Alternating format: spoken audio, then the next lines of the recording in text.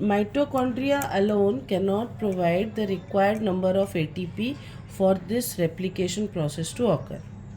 So these DNMPs, like if I need to add adenine to the growing chain of DNA, then I have to add ATP.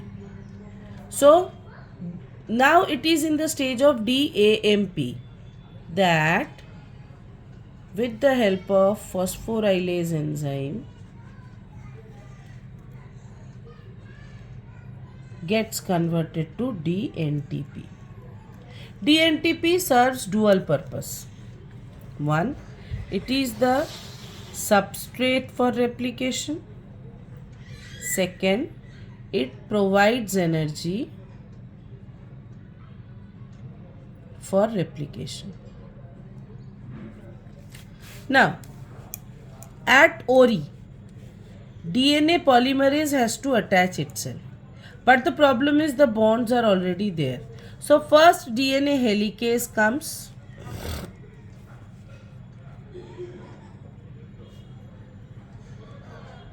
It removes the hydrogen bonds at the place of ORI. And DNA polymerase comes and attaches to ORI. The problem with DNA polymerase is it is somewhat a stitching enzyme. So we all know that for stitching you need two ends of a cloth. Here you don't have those two ends. You just have one reference template and you need to add DNTP. For phosphodiester bond formation, you require a OH and a phosphate. Here you have the phosphate with the DNTP, but you don't have OH here. So phosphodiester bond cannot be formed. Now primase comes into action. This is an enzyme which synthesizes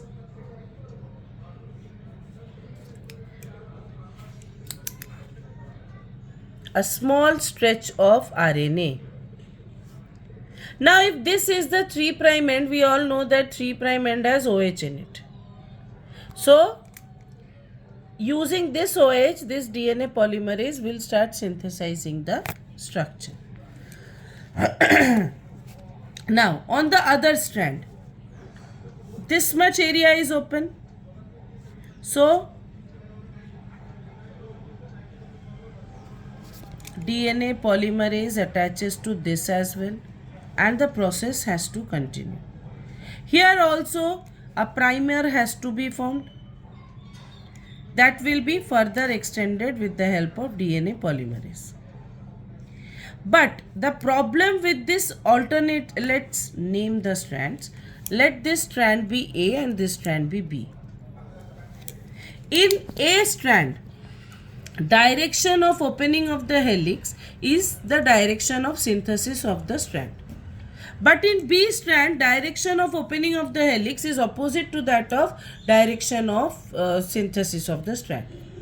It's somewhat like going on a one-way traffic in the opposite direction. You are on a road where it's allowed for one-way movement, but you are on the opposite direction. So if you are on the opposite direction, you have to wait for the traffic to clear and then only you can move. Your movement will be not as smooth as this. So this is the strand which will continue to be formed, and the helicase will continue to remove the hydrogen bonds in a continuous manner. But this would happen in a discontinuous manner. So it will lead to formation of small fragments. We'll talk about that later on. First, so this is the initiation part where DNA helicase has come. It has removed all the hydrogen bonds. Primase has come. It has made the primer, and DNA polymerase 3 has started the process of synthesizing the newly formed strand. Next. Now this process continues and a structure somewhat like this is formed, in which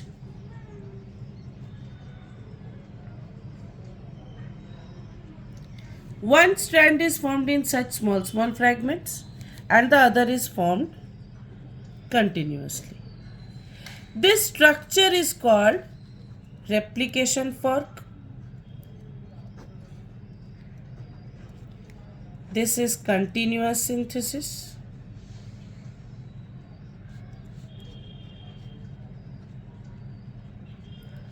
Also called leading strand.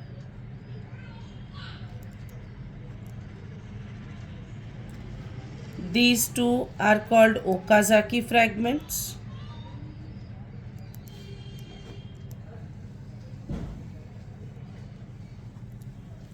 Formed as a result of discontinuous synthesis. The process continues till all the bases are made into a copy. Then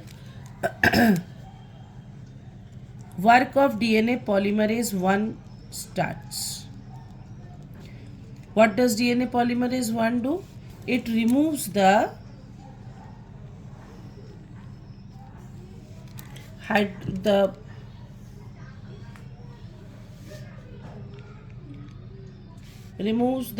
primer part because it is of RNA origin. This will be removed. One primer from the leading strand, and as many number of Okazaki fragments, that many number of RNA primers would be formed. So all the primers would be removed. Once the primers are removed, so DNA polymerase 1, what it does? It replaces RNA primer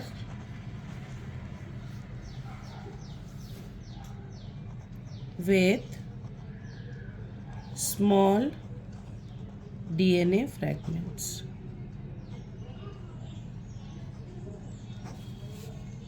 It is the job of DNA polymerase 1. Now, once this is done, now ligase would come into action.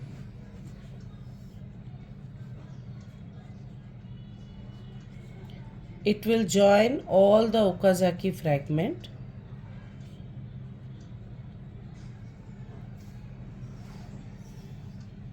such that both the daughter strands are now complete. Once this is completely done, proofreading comes into action.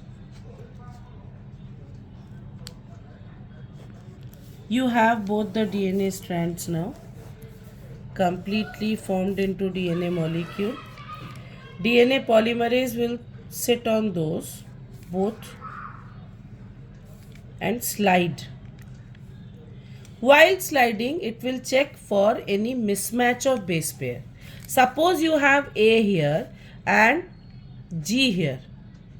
So what it will do is, it will remove this G from the daughter strand and replace it with T. So if a mismatch is found, that is cleared up by DNA polymerase 1. If no mismatches, then the process is now over. So what did we learn? We learnt about the first phase, activation of nucleotides. Then what happens in the first part, initiation. Then elongation. Then separation, how the separation of the daughter molecules would be there by replacement of the RNA primer with DNA fragments and attachment of all the such fragments which are formed by DNA ligase, and finally proofreading. Once this all thing is done, DNA replication is over.